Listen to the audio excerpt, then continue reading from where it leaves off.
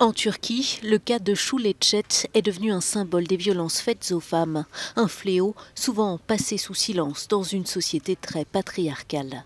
Cette étudiante de 23 ans est morte en mai 2018 défenestrée, une perte dont son père ne se remet pas.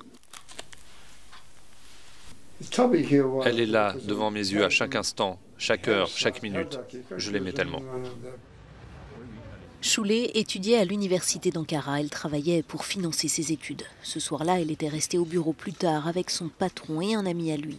Quelques heures plus tard, son corps sans vie était retrouvé au pied de l'immeuble après une chute du 20e étage. Interrogés, les deux hommes avaient assuré qu'elle s'était suicidée. Incrédules, les amis de Şule lancèrent une campagne sur les réseaux sociaux. Les résultats de l'autopsie finirent par fuiter dans la presse, révélant des traces d'agression sexuelle et des traces ADN de son patron sous les ongles de la jeune femme. Les deux hommes furent alors arrêtés et inculpés.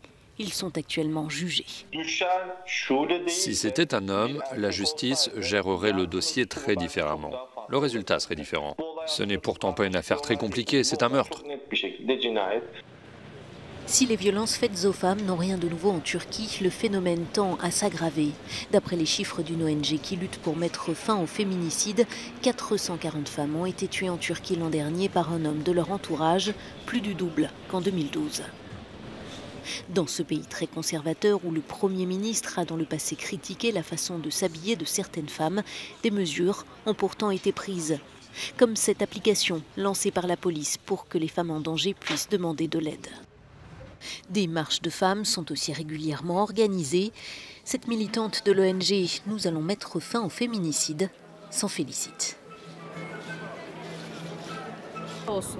Quelles que soient leurs croyances, leurs idées, leur position sociale, les femmes sont en train de résister. La presse pro-gouvernementale se fait elle aussi l'écho du phénomène en évoquant ces violences et le manque de coordination entre les différentes agences gouvernementales. En cette journée de la femme, la Turquie est à nouveau placée face à ces contradictions, mais le cas de Şule rappelle qu'il y a urgence. C'est comme si elle était devant mes yeux. Elle sera toujours avec moi.